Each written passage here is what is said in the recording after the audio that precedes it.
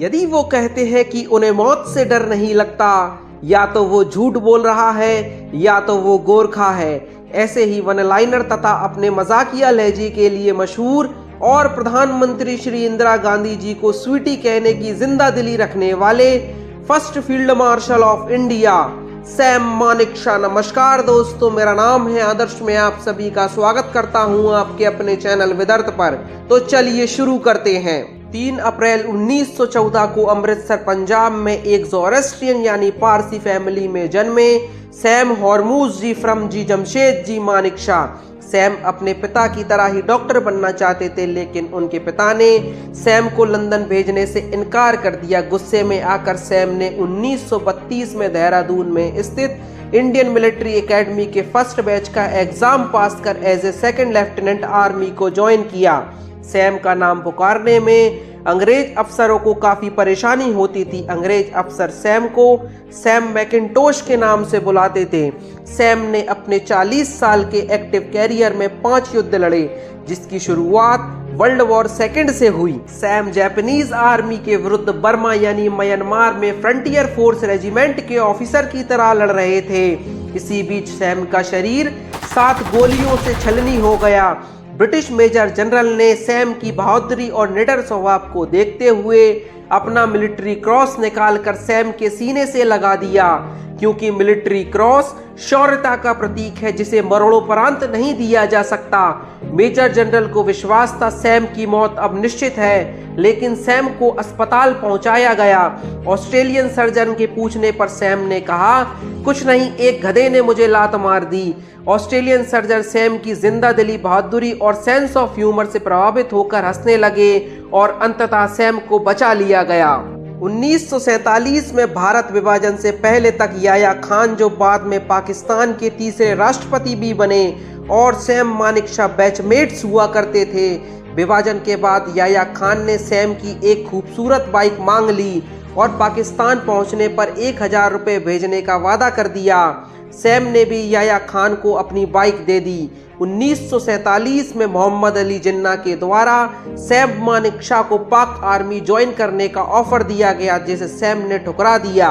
1947 में सैम ने कबायलियों के विरुद्ध युद्ध लड़ने में महत्वपूर्ण भूमिका निभाई थी। सैम को आजाद भारत में गोरखा रेजिमेंट के पहले हेड के रूप में चुना गया। सैम की आदत थी रहने खाने की चीजों का मुआयना करना। एक जवान 3 बैग को उठाकर यूनिट पर लौट रहा था। सैम मदद के लिए आगे आए।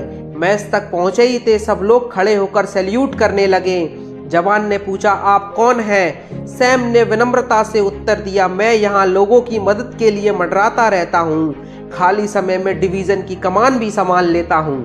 एक बार आर्मी क्वार्टर की तरफ जाते हुए सैम ने एक गोरखा सिपाही से पूछा, मेरो नाम के हो? तो हड़बड़ाहट में सिपाही ने उत्तर दिया, सैम बहादुर साहब जी। तब से सैम का नाम सैम बहादुर पड़ गया। 1957 में सैम जम्मू डिवीजन की कमान संभाल रहे थे। तत्कालीन रक्षा मंत्री वीके मेनन ने सैम से सेना अध्यक्ष के.एस. थिमैया के बारे में राय जाननी चाहिए, तो सैम ने तपाक से उत्तर दिया, मिनिस्टर, मुझे इसकी इजाजत नहीं है। मैं अपने सेना अध्यक्ष के बारे में राय बनाऊं। कल यदि मैं सेना अध्यक्ष बना तो आप मेरे जूनियर से मेरे बारे में राय पूछेंगे। वीके मेनन ने पलटकर जवाब दिया, मैं चाहूं तो थिमैया को हटा भी सकता हूं। सैम ने उत्तर दिया, बेशक आप उन्हें हटा दीजिए। आर्मी का डिसिप्लिन ही आर्मी की नींव है मिनिस्टर, और आप आर्मी की नींव को मत हिलाइए। एक बार डिफेंस सेक्रेटरी ने एक आर्मी ऑफिसर को कहा, you there open the window. Sam ने तपाक से उत्तर दिया, उस आर्मी ऑफिसर का एक नाम है और उसे एक रैंक भी प्रदान की गई है, उसे उसके नाम और रैंक से संबोधित करिए। सैम केवल भारत के राष्ट्रपति, जो कि तीनों सेनाओं के सुप्रीम कमांडर होते हैं, केवल उन्हें सर का संबोधन प्रदान करते थे। बाकी सभी को मिनिस्टर या प्राइम मिनिस्टर कहकर ही बुलाते थे। सैम का बेबाक अंदाज कई लोगों को रास नहीं आया। सैम के ऊपर नॉनसेंस एलिगेशन लगाकर उन्हें सस्पेंड कर दिया गया और उनके खिलाफ इंक्वायरी भी बिठाई गई कि वह अपने अंदाज में भारतीय कम और ब्रिटिशर ज्यादा हैं। सैम ने कहा, मेरा जन्म अमृतसर में हुआ, मेरी बीवी बॉम्बे की रहने वाली है, मैं दिल्ली में काम करता हूँ, इससे ज्यादा मैं क्या ही भारतीय हो सकता हूँ। इंक्वायरी खत्म होने के बाद सैम ने इंडियन आर्मी को वापस ज्वाइन किया। 1962 के साइनो इंडिया वॉर से पहले मिजोरम की एक आर्मी बटालियन ने युद्ध लड़ने से साफ इनकार कर दिया, तो सैम ने बटालियन को चूड़ियां और खत भेजे और बोला, युद्ध नहीं लड़ सकते तो यह चूड़ियां पहन लेना। बटालियन ने इससे प्रभावित होकर काफी अच्छा काम किया और सैम ने खत लिखकर चूड़ियों को वापस मंगवा लिया। 1962 के साइनो इंडिया वार और 1965 के इंडो पाक वार में सैम ने सेना को फ्रंट से लीड किया। 1969 में अदाकारा शर्मिला टैगोर और क्रिकेटर नवाब मंसूर अली खान पटौदी के अंतरधार्मिक विवाह के चलते कलकत्ता के मैरिज हॉल के आगे भीड़ जमा होना शुरू हुई। मौके की नज़ाकत को देखते हुए सैम ने अपनी कार को मैरिज हॉल के आगे खड़ा कर दिया, जिसे देखकर भीड़ पीछे हो गई, जिससे शर्मिला और मंसूर अली खान सुरक्षित अपने निवास पर पहुंचे। 1969 में सैम को चीफ ऑफ आर्मी स्टाफ नियुक्त किया। 1971 की शुरुआत से ही लाखों की तादाद में बांग्लादेशी रेफ्यूजी पाकिस्तानी सेना के अत्याचारों और जेनोसाइड से प्रताड़ित होकर भारतीय सीमाओं में दाखिल हो रहे थे। बांग्लादेशी बंगबंधु के नाम से मशहूर शेख मुजीबुर रहमान के नेतृत्व में अपने ही देश में समान और उचित हिस्सेदारी की मांग कर रहे थे। इंदिरा गांधी डिस्टर्ब थीं। भारत इतने सारे रेफ्यूजी को एक साथ समायोजित नहीं कर सकता था, सैम ने कहा। प्राइम मिनिस्टर इंदिरा गांधी बेहद गुस्से में थीं। लाखों की तादाद में रेफ्यूजी आसाम, वेस्ट बंगाल और त्रिपुरा की सीमा में दाखिल हो रहे थे। प्राइम मिनिस्टर इंदिरा गांधी ने मेरी ओर देखा और कहा, सैम तुम क्या कर रहे हो? मैं चाहती हूं तुम ईस्ट पाकिस्तान की ओर कूच करो। सैम ने कहा, प्राइम मिनिस्टर अप्रैल का महीना है, हिमालयन पासेस खुले हैं, चाइना ने अल्टीमेटम दे दिया तो भारत टू फ्रंट वॉर एक साथ झेलने की स्थिति में बिल्कुल नहीं है। मॉनसून के समय बंगाल में नदियां समंदर बन जाती हैं। एक किनारे पर खड़े हो जाओ तो दूसरा किनारा दिखाई नहीं पड़ता। क्लाइमेटिक कंडीशन हमारे अनुकूल न होने के कारण एयरफोर्स भी हमारी मदद नहीं कर पाएगी। हम केवल सड़कों पर निर्भर रह जाएंगे और हम यह वॉर हार जाएंगे।